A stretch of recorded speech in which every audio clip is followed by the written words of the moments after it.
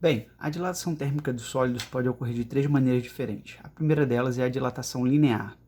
A dilatação linear é a dilatação que vai ocorrer, é o aumento de comprimento de um sólido. Ok? Linear, aumento de comprimento, uma dimensão. Então, quando você ouvir a palavra linear, é porque apenas uma dimensão do sólido vai sofrer alteração em seu comprimento. Ok? Então, imagina que eu tenho uma barra, uma temperatura inicial θ0. Eu medi o comprimento dessa barra, que eu chamei de L0, comprimento inicial, e descobri, sei lá, que é 1 metro. Eu vou aquecer essa barra, ok? E depois do aquecimento eu vou medir de novo. Eu vou perceber que essa barra não está mais com metro, sei lá, ela vai estar com 1,03. Então esse 0,3 que ela aumentou corresponde à sua dilatação, ao seu ΔL, ao seu aumento de comprimento. Então, por que houve esse aumento de comprimento?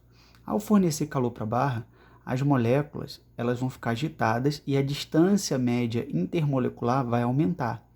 Essa barra tem milhões de moléculas, infinitas moléculas. Então, se eu somar esses pequenos espaços intermoleculares, no final vai dar um número um pouco considerável, muito pequeno. Porém,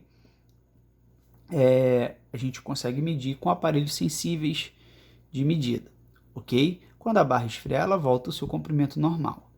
Para calcular esse ΔL aqui, essa variação no comprimento, a gente vai usar a fórmula ΔL, variação no comprimento, ou dilatação linear, é igual a L0, comprimento inicial, vezes alfa, vezes Δθ. Δθ, você já conhece o que é a variação de temperatura que a barra sofreu. Vai ser a temperatura final menos a temperatura inicial.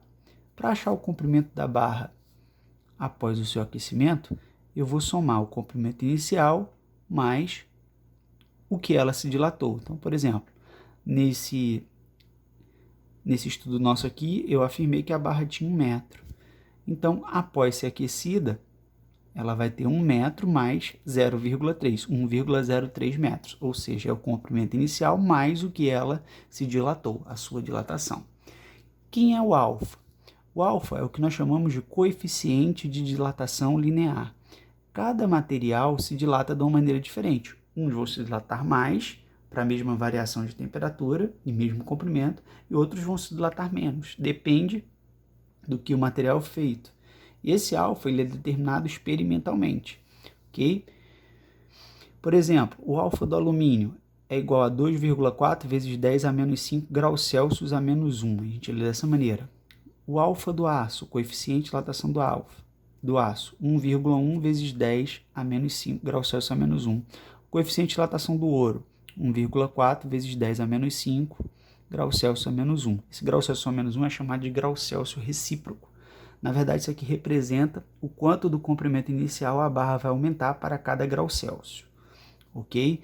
Comparando os três aqui, nós percebemos que o maior é do alumínio, ou seja, se a gente tivesse barras de tamanhos iguais e que sofressem a mesma variação de temperatura, quem iria se dilatar mais seria o alumínio, pois o seu coeficiente de dilatação linear é maior em relação aos outros, ok?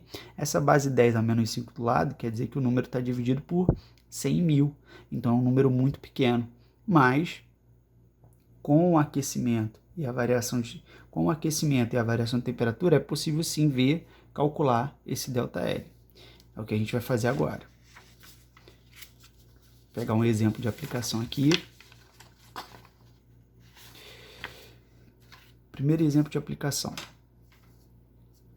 Qual aumento de comprimento sofre uma extensão de trilhos de ferro com 1.000 metros ao passar de 0 para 40 graus Celsius, sabendo que o coeficiente de dilatação térmica linear do ferro é 12 vezes 10 a menos 6 graus Celsius a menos 1. Então eu quero saber qual é o aumento de comprimento que esses trilhos vão sofrer. Então a gente vai escrever aqui, ó, ΔL é igual a L0 vezes alfa vezes Δθ, ok? Quem é o comprimento inicial no nosso problema? Os trilhos eles possuem 1.000 metros de comprimento, ok? Qual é o coeficiente de dilatação linear? O problema deu é 12 vezes 10 a menos 6 graus Celsius a menos 1. Qual é a variação de temperatura? Vai ser a temperatura final menos a temperatura inicial. Ele passou de 0 para 40. De 0 para 40 vai ser 40 menos 0 vai dar igual a 40. Então, para a gente calcular o ΔL agora, o que a gente faz? Substitui na fórmula. ΔL é igual. Quem é o L0? 1000. Quem é o alfa? 12 vezes 10 a menos 6. Quem é o ΔT? 40. Ok? Então, o ΔL é igual a 1000 vezes 12, 12.000. 12.000 vezes 40 vai dar 480.000 vezes 10 a menos 6. 10 a menos 6, eu vou ter que dividir esse número aqui por 1 milhão, porque é 1 sobre 1 milhão, 1 sobre 10 a 6, ok? Ou andar 6 casas para a esquerda. 1, 2, 3, 4, 5, 6.